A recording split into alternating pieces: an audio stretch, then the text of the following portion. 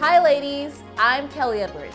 I'm a pilot, advanced open water scuba diver, mountaineer, and avid solo traveler. I just went on a gorgeous hike all by myself in the Azores Islands of Portugal, and I feel like a new woman. I'm gonna share what worked for me on my recent trip to the Azores, and I hope that it'll inspire you to plan your own solo adventure. So to all of my adventurous ladies out there, here are some tips to help you prepare for when you're out in the wilderness.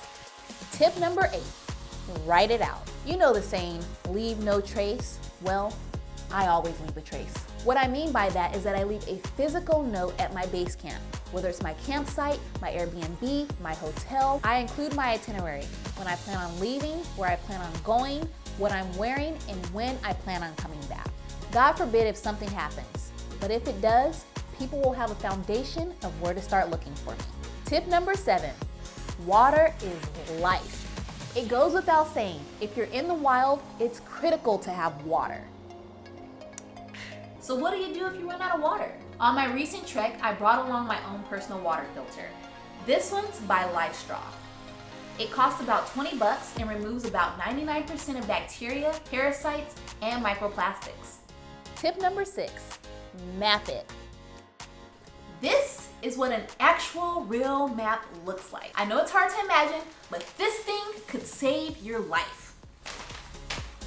Learning how to read a map and learning the basics of how to use a compass have helped me become more self-reliant. Because when my phone runs out of juice, and it probably will, it's no big deal. Tip number 5, shine a light. My favorite gadget to have on me while I'm trekking is this Buckshot Pro. It has multiple lighting levels, serves as a power bank, and a Bluetooth speaker. Tip number 4, stay connected. It's important to me to know that if I want to connect to the outside world, I can. So I always travel with my Skyroam Solus Wi-Fi hotspot. It holds a battery for up to 8 hours, connects to all of my devices, can charge my phone, and works in over 130 countries. Tip number 3, first aid. Being prepared means packing a first aid kit. You can buy one from Amazon pre-made, or you can customize your own with things you already have in your house. Some of the things that I like to take with me are ointment, anti-itch cream, bandages, gauze, a Leatherman tool. When you're by yourself, anything can go down.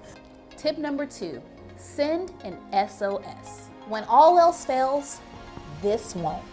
This is the Garmin InReach Explorer. This is the holy grail.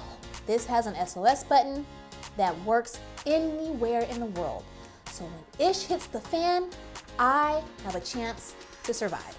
Tip number 1, keep learning. My number 1 tip is never stop expanding your skill set. I recently just took a wilderness class.